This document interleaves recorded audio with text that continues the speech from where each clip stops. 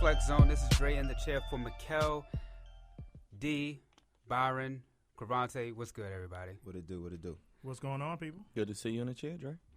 So we are the Flex Zone on Fox Sports 1340 AM, the only place that gives you sports how you want it, when you need it. Go to our Facebook page, The Flex Zone. Follow us and comment on Twitter at The Flex Zone 1. Or if you have any ideas, questions, or comments, or possibly want to be a guest, send us an email to theflexzone1@gmail.com. Tonight's show, we'll be discussing the NBA news, and then we'll conclude with WWE.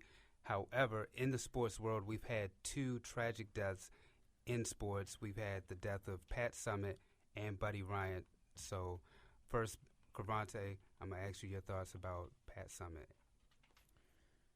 Pat Summitt, probably the best women's coach ever. I mean, over 1,000 wins, won over 80% of her games. I believe 8 titles. I mean, when you think of women's sports, and even though she was on the college level, you think of women's sports, Serena Williams, Pat Summitt also has to be mentioned as well. She was, you know what I'm saying, college basketball for women. And definitely sad to see her go. And she taught a lot of the greats. So it's gonna be good to hear what they have to say about her. D? Yeah, Coach Summitt, she was great at what she did. I thought she was one of the only females that could coach men. She had Candace Parker in our career, Shamika Holzclaw. The list goes on and on, the great women she had down there. And it's not going to be the same without her. We heard a couple of days ago she was in bad straits, but we didn't expect things to go like it did as quickly as it did. So condolences to her and her family, and hopefully the tradition lives on down in Knoxville. Byron? Pat Summitt, really can't say much more than these gentlemen said. I mean, she did a little bit of everything. She made women on and off the court. You guys touched on a little bit about her as a coach, but just as a leader of a team, being a coach, in and out the classroom, all of the women that she coached and that finished their commitment with Tennessee, they all graduated, walked across the stage. So anytime you're able to do that, being a collegiate athletic coach, student athlete, you hear that term all the time. Looks like she was doing her job not only on the basketball court but in the classroom, just being able to develop great players. And, of course, you look at some of the players she had. Candace Parker stands out, that dynasty they had. Just a powerhouse in women's college sports in general, especially in the NCAA. And then also we've had Buddy Ryan passing as well. Byron, let me get your thoughts about Buddy Ryan. The original Ryan, as I like to call him. So, creator of the 46 defense, part of that 85 Bears team that had Ron Rivera on it. Just a great, great defensive-minded coach. You kind of see where his sons get their moxie from. Had a lot of confidence, definitely knew what he could do each and every week. He was going to bring pressure. He was going to hit you. And he didn't really care too much about the offensive side of the ball, much like his sons. But defensive-minded coach, tough nose, and you knew if you were going to play against a Buddy Ryan coach defense, you had to buckle your chin strap. D? Yeah, Coach Ryan was very special with mainly the 46 defense. He had some funny quotes as a coach, too. He mentioned how quarterbacks are whiny, they deserve to get hit. And like his sons, he had that moxie. Wanted to see his sons coach together. He's seen them coach separately, but in Buffalo, they was going to be able to coach together this year. So I could see the Bills kind of going on for the Ryan family. I could see them really playing with a lot of emotion and a lot of purpose this year. And Cravante? Man, he created a defense that probably can never be replicated because I haven't seen it since. And I find it so funny that, it's called the 46 Bear defense, and they actually put up 46 points in that Super Bowl when they killed the Patriots. That's true. I felt that was special. And he didn't have that great of a success, when it comes to head coaching, but he was an awesome defensive mind. Probably one of the best. And Rex, Rex Ryan, he's really good at what he does, but it's just something. Buddy Ryan he had something a little extra. And, arguably, that was one of the greatest teams in history. 15-1, Super Bowl champs. Arguably the best defense of all time as well. Definitely going to be missed. And, He's definitely left a legacy for the Philadelphia Eagles, Chicago Bears. I believe he's also on the Jets as well. So he's going to be Cardinals missed. as well. Oh, well, shoot. Yeah. All over the place. He definitely left his mark. And he also, Michael Singletary, can't say enough good things about him. And, of course, they made a 30 for 30 about him, about the 85 Bears, you know. And I believe in football life as well. So you're doing some good things if you're in those shows. He was also a part of the Purple Eaters, Vikings. Oh, the Vikings? Oh, wow. And it's all That's really another good. defense. All really good defenses. Like Good defense. I would like to see the 46 defense replicated, but probably with the rules, it probably won't ever.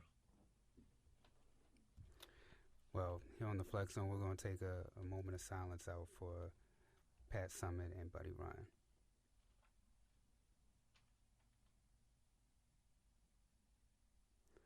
All right, John, we're back. On a lighter note, there was a lot of news that went on in the NBA. Ben Simmons, the number 1 draft pick, he didn't come to L.A. like I thought he should have came to L.A., but I mean, I don't know why. It happens. I'm going to let Byron start off and talk about the savior, as I call him, Ben Jesus, Simmons. Lord. Reaching, man. Reaching. Well, Philadelphia, you may have your potential superstar, 6'10", guy who can do a little bit of everything.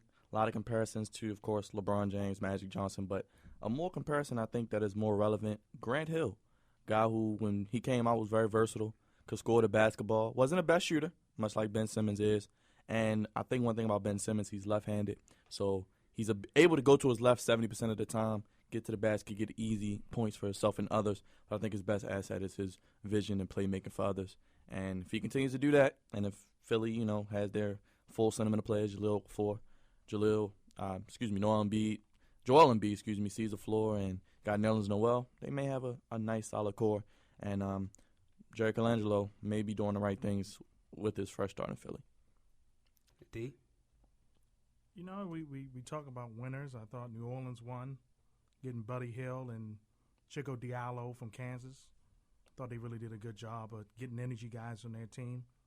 I thought the Thunder won big time, getting Ibaka out of there, picking up Open Depot, Sabonis' son, which plays with a lot of effort. You watch Gonzaga, he played with a lot of effort last year.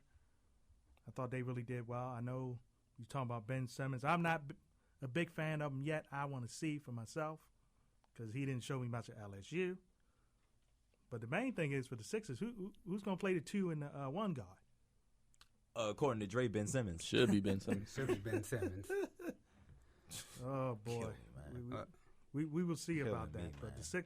Don't be shy, folks, if the Sixers are back in the top 3 in the draft one more year next year. Come on. Karante, go ahead. I mean, you've been absurd for a while now, and you just throwing around this word savior like it's a regular word. Like we don't use the word savior all the time. He's not it. I'm not even gonna pinpoint him. How college basketball is set up now, there's no room for anybody to be any type of savior. Nobody's actually learning the game of basketball. All these guys' IQs are really low. They're just crazy athletic, crazy fast, and crazy talented. They're not students of the game. So with that being said, there will be no saviors probably for a long time now. The last savior was LeBron. And Ben Simmons is far from that. Well, he is. His agent is Rich Paul, LeBron's guy, so he will be getting a lot of tutelage from the LeBron James School of Basketball. Byron, what did you say about Ben Simmons one more time? Oh, God. He can do a little bit of everything. He's versatile. I said I compare him to Grant Hill a lot. Has the potential. If he gets a jump shot, that's going to be the key. Consistent jumper. He could be a potential 20-point-a-game scorer, 7-8 assists. I love his ability to make players around him better, which you don't see a lot of as well. So I like the pick. You talked about his vision, right? Some of the best vision we've seen probably since LeBron. The ability to be able to distribute the basketball, his basketball IQ, and yet you're saying like this man can't come in and change the franchise. You're making me go there, man. You're making me go there. Oh, come there. Please. How many LSU games did you see this year? Look, all I need. I asked the question. I saw one. That's all I need is one. Oh, Really? All you need. Oh, boy. Sometimes that one game in the you would be the NCAA worst tournament? scout ever. No. The worst scout ever. Well, look. Ben Simmons, right? He will come around and change the 76ers. Oh my! This man, you know what he's going to do? He's going to change the city of Philadelphia like Allen Iverson did. Ooh, there you go. Reaching Oh again. Lord! here Well, we that was go. when the last time they had a number one pick. It was Allen Iverson, so big shoes to fill. Hey, you know who else? You know who else did a little bit of? You know who else did a little bit of everything really well? Huh? Dre. You know who else did a little bit of everything pretty well? Who? Christian Laettner. Ooh. That's now he's come on. Well, I'm just saying.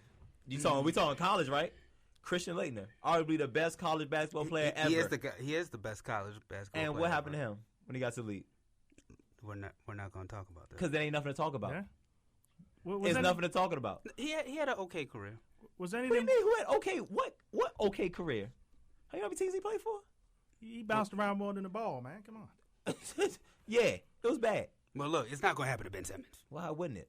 When Christian Laettner was the best college basketball player ever. Ben Simmons wasn't even the best LSU player ever. Well, no, he's not Shaq. No, he wasn't, because Shaq No, played for LSU. Pistol Pete. There goes that. Well, I mean, we're just look. Nowadays, these kids, they're not motivated to stay as long. He wasn't motivated on his team And this you're year. and you think he's the savior? Oh my! But He's proven to you he's not motivated. but what And he's playing for Philly. When last time Philly was relevant? There's no motivation in Philly. No motivation in Philly. He will be the savior of the Say the word franchise. savior again. And I just wish that the Los Angeles Lakers could have picked him up, but instead, You'd have set the Lakers back Oh, 5 more but years. but instead the Lakers got Oh, Brandon Ingram. Time out. You're a Duke fan, aren't you? Yes, You should be happy they got Brandon I Ingram. right? am happy. No, he's not. I am No, he's happy. not. No, I'm- he's not. I'm- He ain't said the word Brandon Ingram yet. Right. I'm happy, but I'm not joyful. Dre, this is why you should be happy. That doesn't make any. Brandon Ingram's ceiling is potentially higher. 6'10", 6'9". Reminds a lot of people Kevin Durant, but I look at Paul George. Definitely a versatile player, can score, not a finished product, but as you saw throughout the season, shot got better, shot about 50%, and was able to guard the best player on the other team as well. So that versatility is something the Lakers lack, and I think they could end up possibly with the best player out of this draft. Yeah, I think the Lakers did pretty good, but That's right. Did better than the Sixers. But I mean, everybody just knows I'm just sold on this I don't know kid, why. Ben Don't understand Simmons. why. Don't understand why. I don't even. Don't understand why. Well, Dre, we got to take a trip up to Philly and go watch him play. Hey, look, Sure, go watch him get blown up by 20 points. Sure. Come on. Look, okay, what about the Lakers pick? As a Lakers fan, D, I How do you like feel the pick. about the I like pick? Ingram. He's got to put on a little weight, but I think he'll do that in time. And the other guy they got from France, we'll see him in a couple years. It should be all right. But I think the Lakers are getting in the 21st century. We kind of said last year they was stubborn in their ways. But I think they're getting in the 21st century. They're looking good. And Luke Walton's going to take them to the promised land, baby. as long as they have Jim Buss, I don't know. Yeah. Carante? No comment. I thought I definitely had Brandon Ingram rated higher than Ben Simmons because I feel like he's just really, really overrated.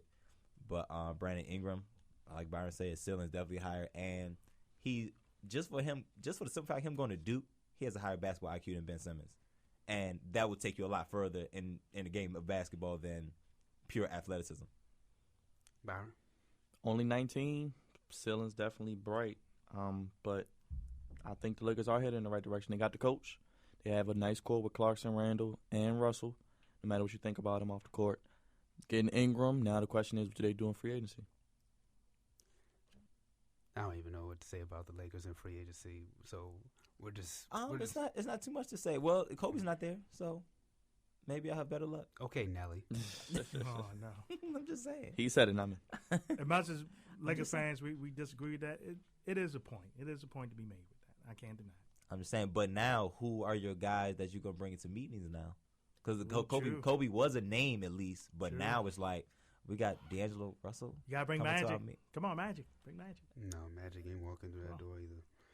Moving on. There was a trade, though, possibly the biggest trade of the NBA, with Derrick Rose going to the Knicks. Byron, you seem like you sold on the move. I really like this move. It puts the Knicks. You know what? I'm gonna say it now. Oh, The boy. Knicks will make the playoffs next year. My man. They will make it. I have them right now as about the 5th best team in the East. You still got Cleveland, of course. You got Toronto, played in the East Conference Finals. Boston, even though they didn't really strike gold in the draft. I like what Indiana did getting Teague. I think that moves them to a top 4 team with Paul George and Miles Turner. And the Heat. I can't forget the Heat, of course. But I have the Knicks coming. You got my guy Porzingis. You know I love Porzingis. You get Melo. He's going to the twilight of his career, but he still can give you 25 a night.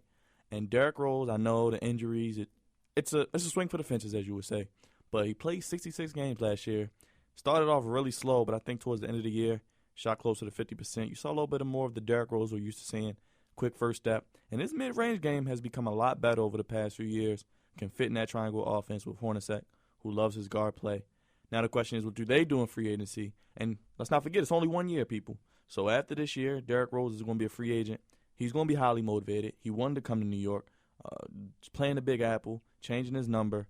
We'll see what happens. And the Knicks unloading Robin Lopez, Calderon, getting rid of over $14 million in cap room. Huge. I know people saying they'd be able to talk to LeBron, Chris Paul, Wade, and Melo next year, but even just this year, getting rid of that cap hit, paying Derrick Rose for the 1 year, I really don't see a negative side to it either way. And still getting a second-round pick in next year's draft. Yeah, it was a good move for the Knicks overall. They can get one more person, though. Yeah, definitely. I would say playoffs, definitely. I don't think they're quite a playoff team yet. They can get Dwight Howard. I think that would help them. And Joakim Noah. Him and Derrick Rose go way back. Yeah, either one. That could be a good pickup. Well, see, I don't like the Joakim Noah thing because I feel like you're trying to bring the Bulls to New York. But in a triangle offense, a it. passing big man is essential. So you put somebody that can play at the high post. Derrick Rose does what he does. Melo, you know he can score. Got Porzingis. Now the question is, does this stunt the growth of Porzingis? Because he's an emerging star. They have to feature him. They can't let him turn into Chris Bosh or Kevin Love, if you get what I'm saying, as far as being the third wheel. Right. They have to still feature him. I think even play through him more because of his versatility. But that's where Hornacek, Phil Jackson, and the powers that be. Right. That's what the guys got to definitely set him up. So I'm actually, if they get another piece, like any type of superstar, Porzingis is definitely going to suffer because Melo needs the ball. Yeah. I mean, that hasn't changed. That hasn't changed, and that probably will never change. Melo still needs the ball. Now, luckily, Derrick Rose is not the Derrick Rose of 09 because that would be horrible. I don't want to put any superstar with Carmelo Anthony. And I you know what I'm saying, it talks about KD potentially coming and all that, but I don't like it.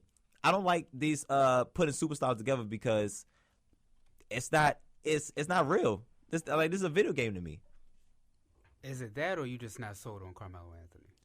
No, you know I'm not sold on Carmelo Anthony. I know. No, but that's real. I don't like superstars getting together like that anyway. Not when they're both in their prime. No, so, this is not an all-star game. So how do you feel about the trade then overall? I like it.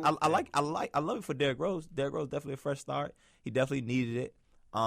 It doesn't seem like he was really wanted in Chicago. That's the sad part. He's from there. From his press conference for getting introduced to New York. Doesn't seem like he was really. He kind of got booted out of Chicago. So he definitely good fresh start.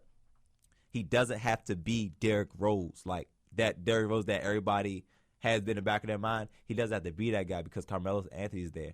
He just has to facilitate the ball whenever Carmelo needs it at this point. You know what I'm saying? So I like it for Derrick Rose. For the Knicks, I like it because it's just a 1 year. It's a 1 year prove it type of thing. Right. So that works out for New York. So I like it for both sides. And these guys have played together, Derrick Rose and Melo, USA team. Right. They get along well. It's going to be interesting to see. I like I said, right now they're like fifth best team in the East just because of looking at how everything falls. Because let's not forget, Atlanta's going to fall out, I think, now. The Wizards, a lot of dynamic. Yeah. But looking at the teams I named, but you got the Knicks who could slide in there as a 5 or 6 seed. And that's what I'm saying. Like, they could legit be like the 5 or 6 seed because the bottom half of the East is still pretty weak. And like the Hawks are definitely falling off. Yeah. Unfortunately, my Wizards, they've been falling off for the past couple of years now. And one wild card is what does Charlotte do as well, but I think the Knicks just having that nucleus of Porzingis, Melo, and Rose, and they're going to sign someone. We just don't know. Right. Oh yeah, they definitely even if it is Dwight Howard or somebody, they're going to get somebody. Right. But once again, they got to upgrade the bench somehow, some way. Like New York will definitely live and die by whoever the next person they sign at Carmelo Anthony, which I don't think is a good idea to put a superstar with Carmelo Anthony, but we'll see what happens. And very quickly, I know we're speaking on the East. just seen a lot of teams in the East didn't have draft picks and signing folks. I think the East is not. It's going to be once again not that good. It's unfortunate. So the Knicks, Byron already said playoffs. One more. I think they got to get one more legit player. They don't have to be a superstar, but one more legit player, they'll be a playoff team.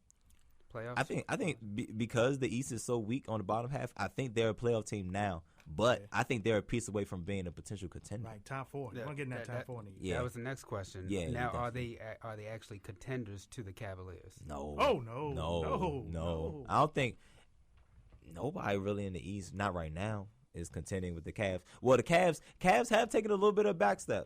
Yeah, they're going to lose some of their bench. Because they're going to lose. Yeah, Richard Jefferson retired.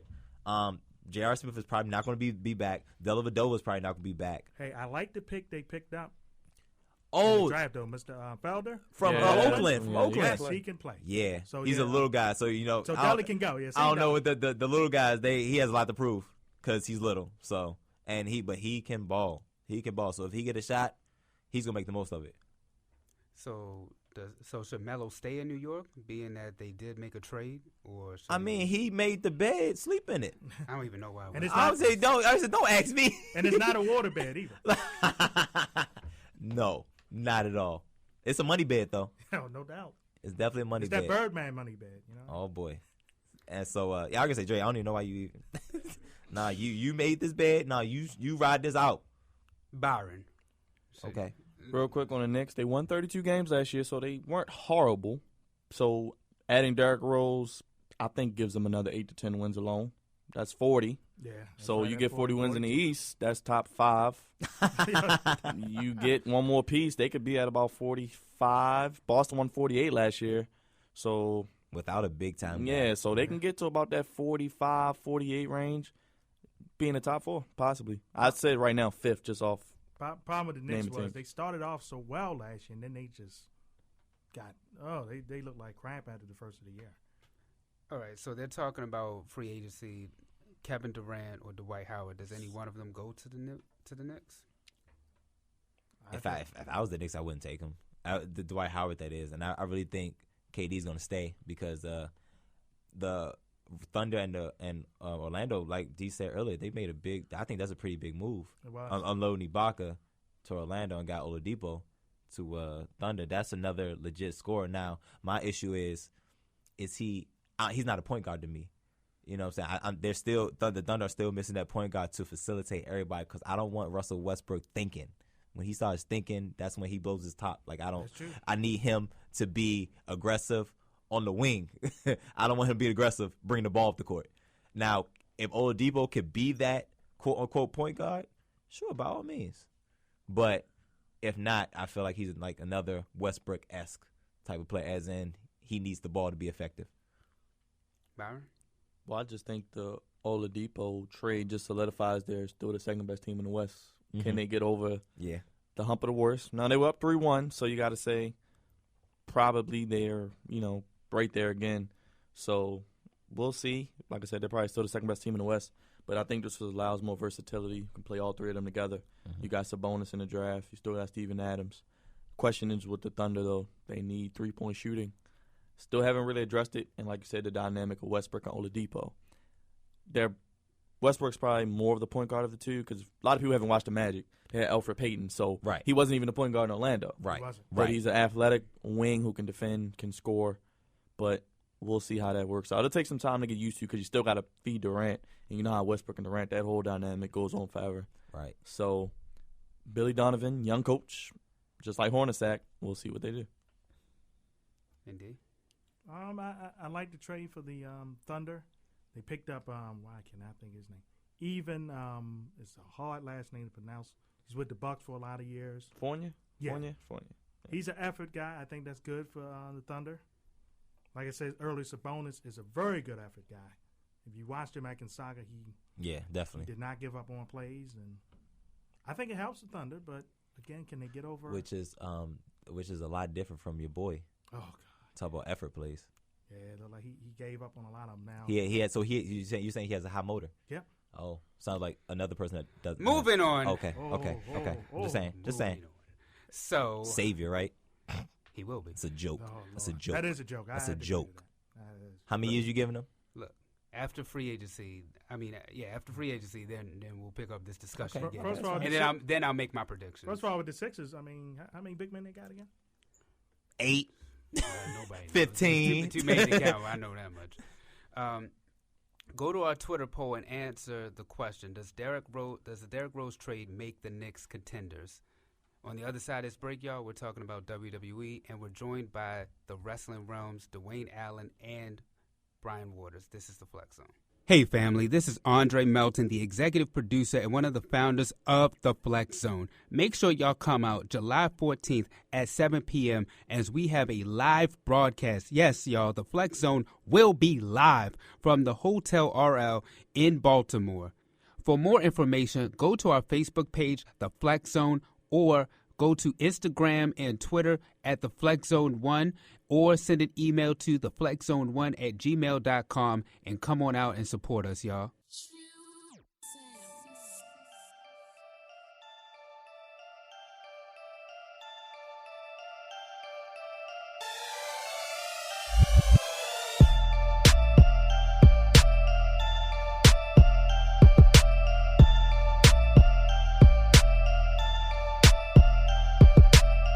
All right, y'all, welcome back to the Flex Zone.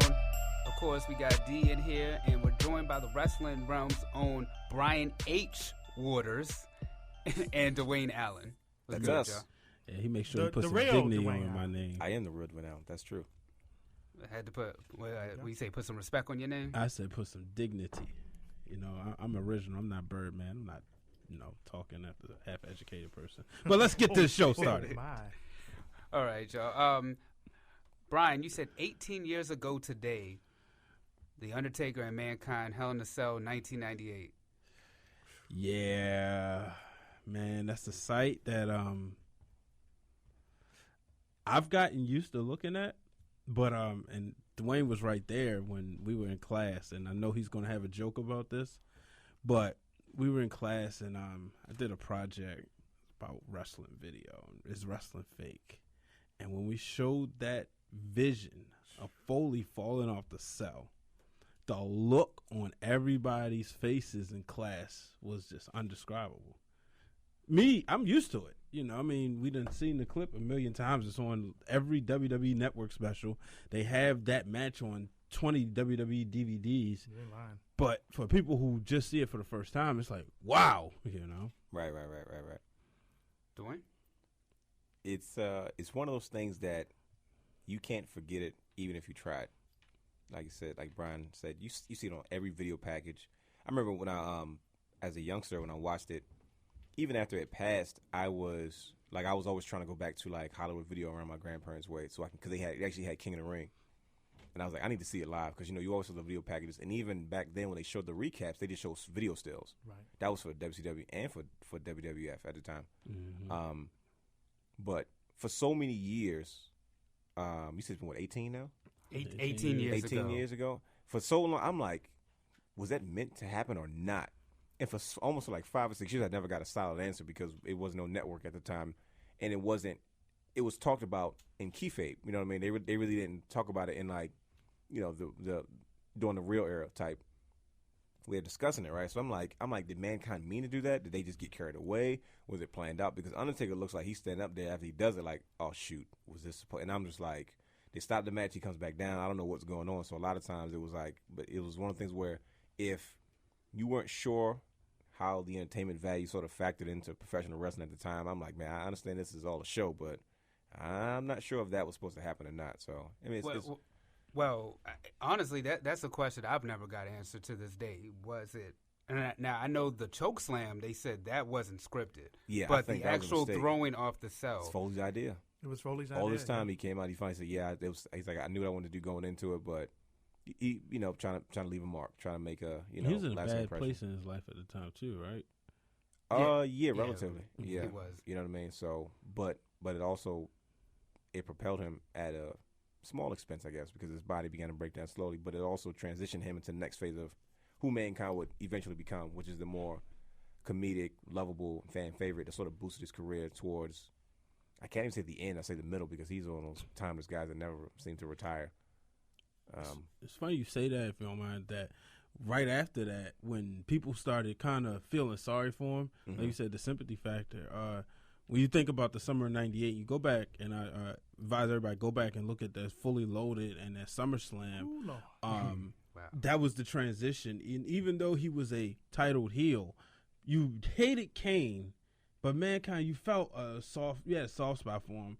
And then it just elevated until when they ultimately did the Screwjob Part 2 at Survivor Series. Yeah, they did. When Mankind, everybody started loving him then with when he eventually became WWE champion. And D? Yeah, man, I tell you, 18 years ago, I watched that match live. I said, You saw it holy live? Smoke, yes. Oh, that's insane. I said, holy smokes. Because, you know, them two guys that went at it so much yes. in the past Back 2 in years. 96. 96, yeah. It's like, what can they do to top it? And I'm like, Jesus Christ, they topped it, boy. I thought that Boiler Room match they had at SummerSlam 96 was something, Yeah. was something funny when Paul Bearer betrayed the Undertaker. I mean, the Boiler Room, even the Buried Alive match. Yeah. Yeah, very live match. They had Was a that match. Mind Games? Was that Buried Alive? Yeah, it was one of the Mind Games. Mind Games. Something like They that. had a In match the house where- pay-per-views. Undertaker just wailing on Mankind. Look, even their first match at the King of the Ring Yeah. Oh, yeah, What- 96, yeah. was brutal. When Undertaker came out looking like Batman. Right. at Oh, yeah, Survivor because Series- his face was burning. Survivor Series 96. But like Oh, Brian and Dwayne was saying, though, once you seen Mankind transition over, and remember that King of the Ring, that wasn't the main event. It was No, Austin and Kane. but And- they sold the show. And they came back out and interfered in that match. And that's what I'm trying to say. Like, he came out, like, he didn't even have his mask on, did he? No. No. It's like Bloody the and night's- everything. The night's over. Go to the hospital, and he was just like, "No, I still got to show it." And the crazy part is, when you watch that, they show that clip so much, you assume that was it. That was the end of the match. That match continued. Yeah. It was the beginning. Right. It Right. was at the very It was first like 5 the minutes first. of the It match. was like the first 3, because I think Mankind first climbed on the cell, then the Undertaker followed him. Yeah. Right. He goes flying off. Then gets off, goes back up, choke slam through the cage. Thumbtacks were pulled out, and it was just like, and Jim Ross sold that baby, man.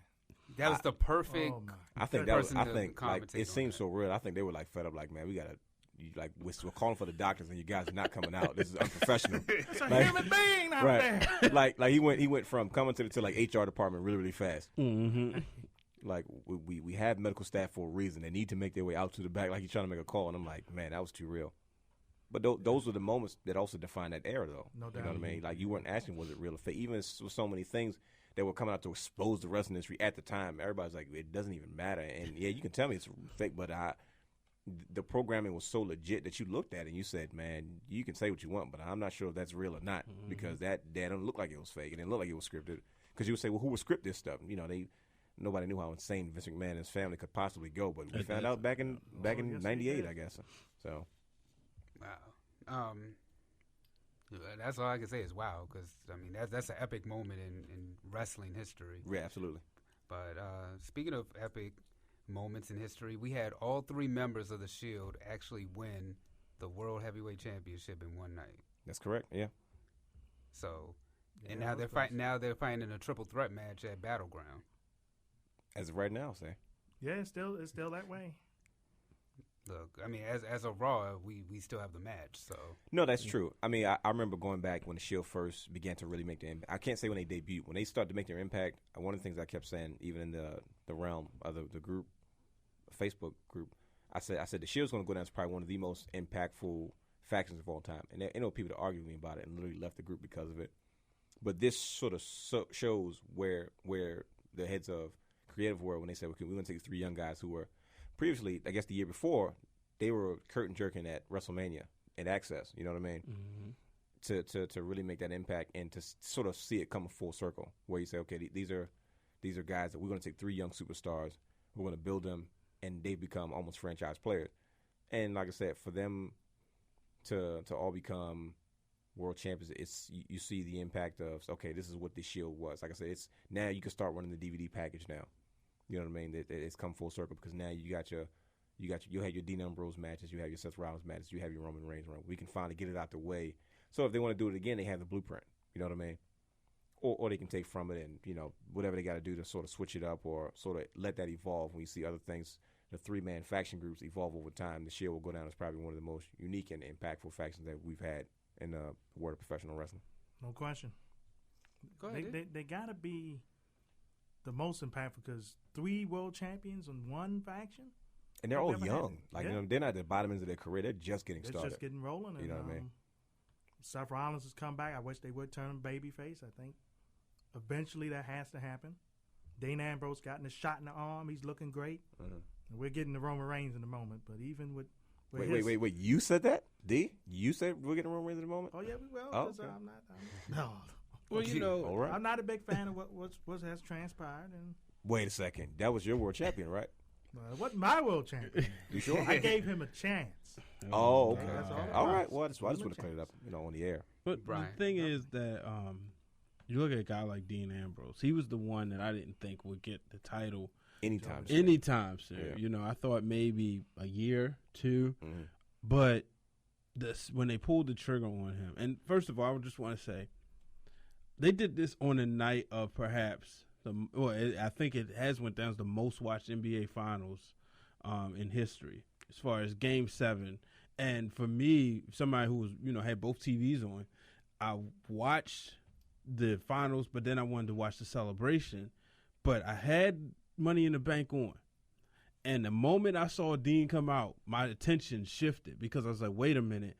I don't think he's going to be a guy who's going to cash in. And then we've come accustomed to waiting for when somebody's ready to cash in and then the champion rolling out The tease. and then the tease.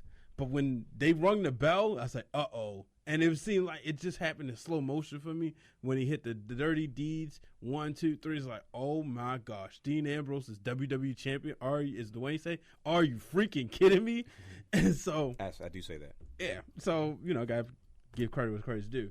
Now I'm excited about his title reign. I haven't been this excited about a title reign since, in all honesty, since Seth Rollins first won the title. Really? Mm-hmm. Dean Ambrose.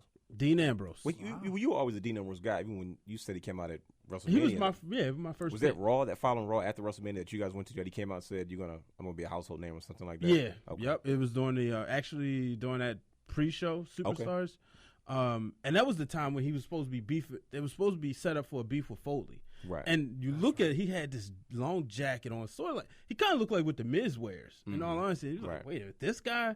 And I talked to some of his friends on the indie scenes, and they kept saying star, star, star. And I'm like, okay, are you saying this because this is your boy, or are you saying this because we know indie star and WWE star are 2 different things? Yeah, absolutely. Even went back to watch some of his footage when he was on the Indies as world champion. I said, okay, you know what? I like this guy. So to see all that come full circle, and I felt that when he was losing to Brock Lesnar, I felt like he was paying his dues for something big. Yeah. Because anybody could have went. Not anybody was going to be given that match. Let's be real. And the way we all knew he was going to lose. Let's be real. But the beating he took, I said, he's going to get an ultimate payoff. Yeah. And I'm like, wow. Everybody got to get whooped by Brock first before you get a world title reign. How about that, though? I mean, Rollins kind of avoided it in a sense. He was the man. So. But Brian Michael, why is it that the Money in the Bank winner outside of Seth Rollins get crapped on in the writing area? You said what? They get crapped on like the writing area, like they're booked weak, and then once they get that Money in the Bank, they shot to the moon. I think they try to rock you to sleep a little bit. Rock you to sleep, and then it also gives people. You got title contenders, say, well, I beat you before. Now you got the belt. I get a shot. So now you don't, because remember when Daniel Bryan won it, when he actually won it, he lost all these matches. That's what I'm saying. And then, but now he had all these competitors that could, viably challenge him for the title. So I think the only one to actually win consistently was Edge. Like, I can't. Seth Rollins too. Edge was hot. I can't. Yeah, Edge was. I can't Edge think was of on fire. I can't think of nobody who actually had Money in the Bank. It was just on a roll. But we also had to get reprogrammed to get in to believe that Edge was the main eventer. Yes. Because if he would have won the Money in the Bank and started losing, we'd have been like, oh, you just a mid card anyway. But we had to get used to seeing. So by the time New Year's Revolution came, I mean, you could just go back and look at the way he looked at Vince McMahon when he hands him the briefcase.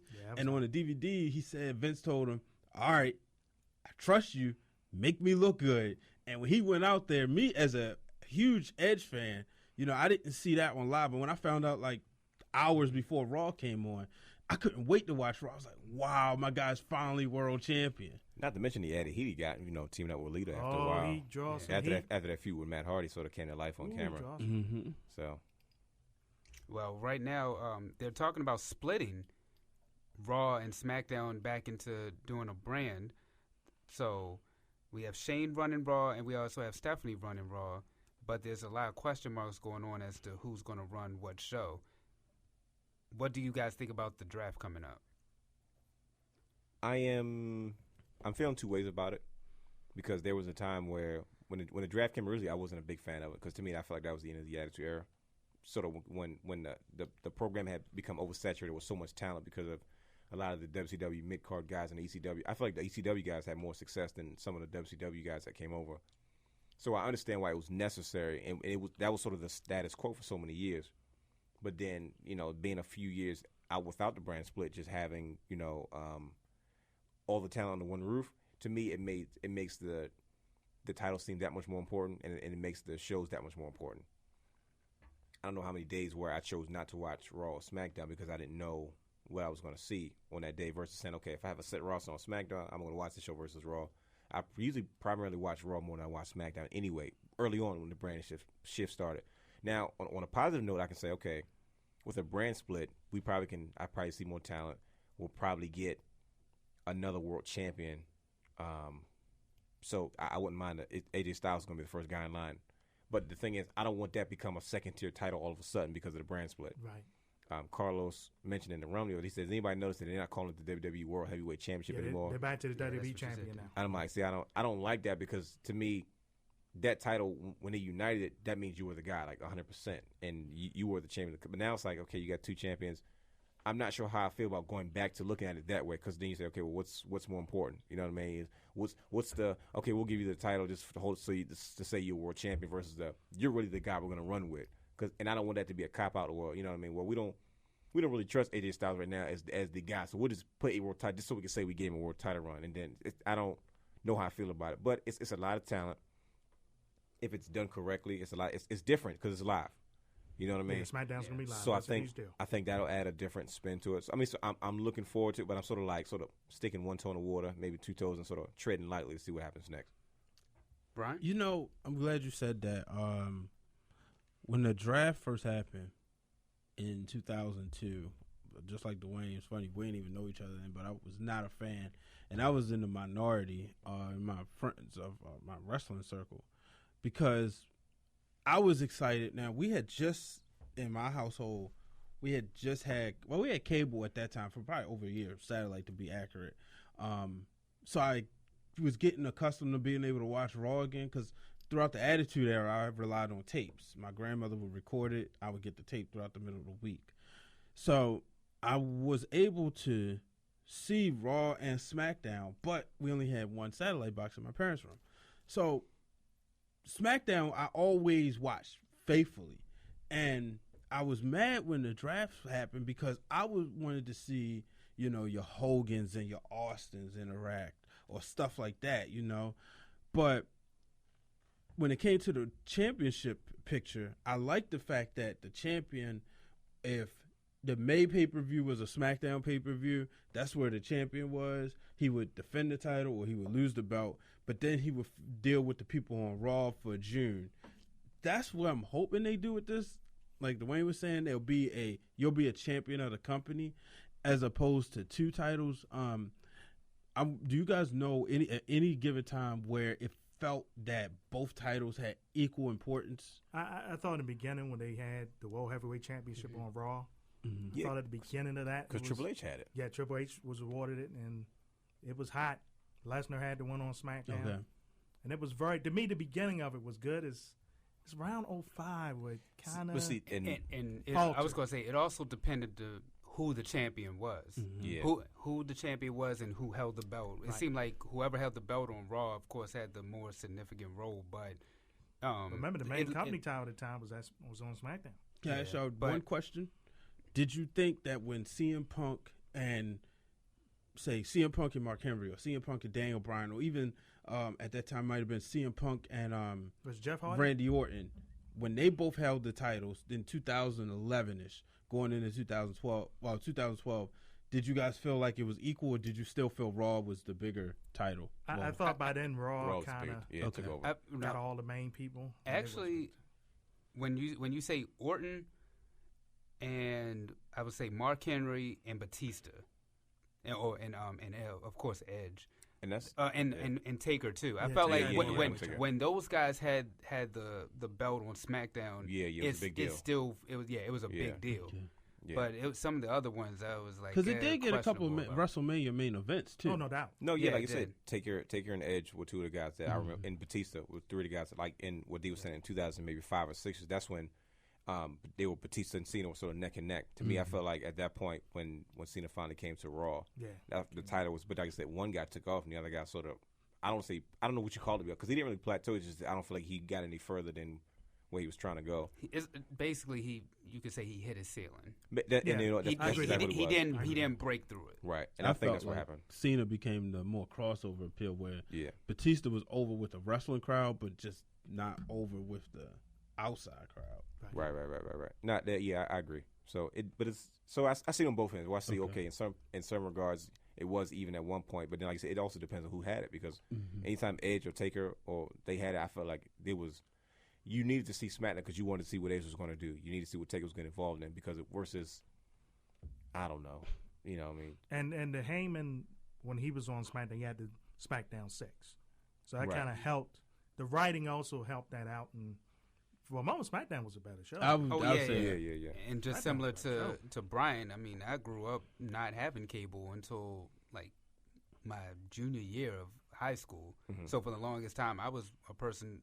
SmackDown faithfully, I was there. UPN baby. If I could go over to a friend's house or watch Raw somehow that way, then that's the only way I was able to get Raw. So I was a huge SmackDown person for the longest time. And when they had the SmackDown 6, I mean, this is after I had cable, but still, I mean, this is when I'm like, okay, SmackDown is back to being that show. Right. It's kind of plateaued since, so we're hoping that with the live show, it'll get back to what SmackDown used to be. And it's on USA, right? Yeah, it's both on shows USA. on USA. Yeah, so USA gonna push that, and it's gonna be live. So I mean, and the draft will be on that nice. first live show. Yeah. So. July 19th. So they'll set the tone the right way. And I don't want to see any spoilers for the draft. I don't want to see nothing. I want to watch it as if I'm watching the MLB draft. I would say NBA and NFL, but we always know who gonna go 1 and 2. I want to watch it like I'm watching MLB draft. Yeah. Well, Stephanie and Shane been running the show. What are you guys' thoughts about Stephanie and Shane running the show right now? It's different. To me, it's a little stagnant because I can't tell the direction of what the authority figure stands for.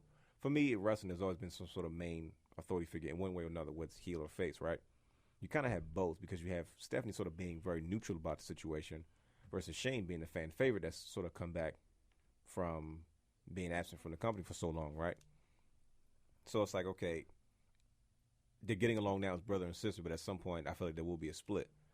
To me, it will make sense to keep Stephanie on Raw because she'll be naturally despised as the boss's daughter versus Shane.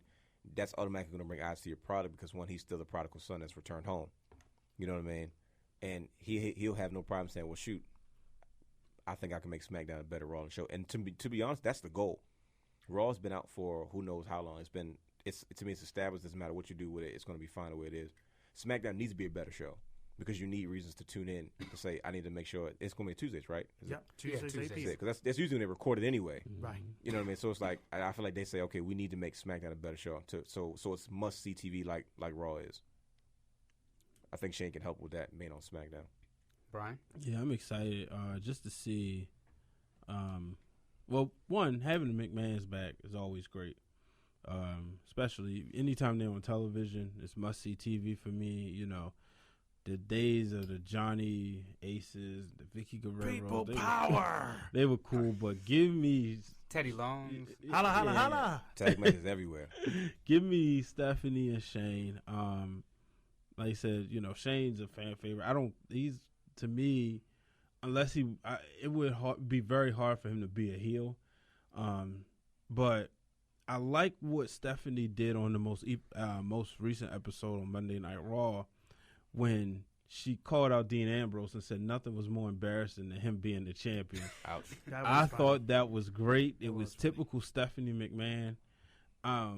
So, and then a few weeks ago when she was with the New Day, they did a heelish move because just when she was about to dance, She just shake her tail feather. yeah, right. I'm like, oh, come on. I was waiting for that, but I said, oh, here it comes. Even was going back to John Cena and her. Right. Even my wife was like, man, I wanted to see Stephanie twerk. But, very heelish move for, them to make it not happen. So, if she was a fan favorite, she would have did something. But, it's good. She should have shook her tail feather. Like she did with John Cena in 03. Went great. Oh, wait, you talking about when John Cena actually smacked her Yes. on the booty? Yeah. Yes, sir. All right. Since we're running out of time, what are you guys' thoughts about Roman Reigns and his suspension? Test. Damn it. I've been waiting for this. Test. Oh, gosh. To me, it's I don't want to call it poetic justice because you never want to wish stuff like that on anybody. But to me, it's the dumbest thing. Like, someone's trying to give you the world. Well, it was dumb. And you're already not liked by many because people are confused in regards to your role and what they're trying to play. You got a guy that's supposed to be the next big face of the company, but you get booed out the building. So they settle for, well, at least people care about him. Sure, at least he's getting some sort of reaction. Okay, cool. So they put him in this position. He's been given the title when Rollins went down to carry the brand, and then all of a sudden he gets suspended. It's like right before the marquee pay-per-view matchup that everyone's been trying to get their hands on. This is the Shield. Finally, the Shield at one point, like, I can imagine them putting the video packages together already, and then all of a sudden he ruins that now because now it's in like someone's going to say if he's still in this match, someone's going to say, well, why does he get a chance to be in this match? But after he got suspended this way, Even if he loses or get beat up and doesn't get any offense, I feel like if he there. loses, he's going to be on Superstars next week. Probably not that bad, but he might lose the Sister I think Outcast. I think he and takes the handicap pen match. in this match though. Yeah, he's got to be the one to put somebody over. As good as he can, I guess. I suppose. Oh no, go ahead. I don't think he did it on purpose. I really think It was an accident. No, I'm sure it was, but it's like, come on now, like you're the champion now. You are the champion. You should be aware of what you're putting in your body. How did Shawn Michaels get away with it? You should have studied that. That's what he should have studied. Whatever HBK did to get away with everything, I need to study that because it worked for him. I just, he should have been more careful what he put in his body, because I'm like, I don't know him. And I said this on the Wrestling Summit the other day, on Sunday, but I just don't see Roman Reigns trying to get a competitive edge. You're already, like you said, you're already champion. You've already been given a world, probably more than what people feel you should have, regardless of how hard they want to tell us he works hard. But it's like, come on. But I just don't think he did that. I think it's just. Well, let me ask you this. That maybe somebody can clear. What exactly did they say? What's they're not saying. They're not saying a thing. Because So we they're not just saying- know it wasn't marijuana because if it was marijuana, according to the wellness policy that's on WWE.com, he would have only been fined. So we know it was a PED of some sort. So you think he's probably taking something for recovery? Maybe recovery. Maybe that's probably what it was. Because you look at Adam Rose first, he was saying like this. I took something that they told me I was accused of something that I didn't know wasn't good legal, or I took something that I had prescription for and they misconstrued it. Versus him saying, I know what I did. I own up to it. I messed up. It is what it is. And that's the reason why I think he's just being like, you know what, I did it. I was wrong, rather than fight it. Right. Yeah. And who knows? He probably said, "Well, shoot, I can use the rest." I was gonna say he probably just wanted time out. That's what Randy Orton used to do. Every time he went time out, he just acted a fool and gets suspended. I need a rest. I need 60 days off. Yeah, Why couldn't CM Punk do that? I don't understand. yeah, he's straight edge. Yeah, there you go. They said him and Lou Gallows said on the pod, they just eat all the time, like eat cupcakes and sweets. That was their, since they didn't drink or do anything like that. That was how. Gallows didn't do that either. Oh, no, Gallows did, but when they were in the gimmick, they had to live it sort of protecting the business outside. So they were, we don't be someone with straight edge and his fans see you at the bar 4 a.m. drinking a brewski. Yeah, Indeed. I just don't like that he's in the triple threat match. It sets a bad standard to me. In what way? I mean, hey, I could cheat and still be in the main event of a pay-per-view. Well, but I think it hurts him more he's not at the draft. Because he's supposed to be one of the anchors of the Yeah. shows. So he won't be eligible for the draft because he's Nope. suspended. Nope. I think he'll be drafted. That's the day after he can come back, the 20th. What I'm thinking is that But he can't be drafted, like Brian said. He will be drafted. he'll be drafted. What they'll probably do is set it up so that way he just appears on one show and it's like, oh, Roman Reigns is on Raw. He's gonna be like, hey everybody, I'm on Raw now. But it would have been cool to see because, Bland. you know, rumors are saying him and Seth on Raw, Cena, AJ on SmackDown. Yeah. So it would have been cool to see, like, if that was the case, him and Seth kind of have a, you know, preview to their battle because that's going to be the rivalry. Why? But, you know, Hop on, man. All right, y'all.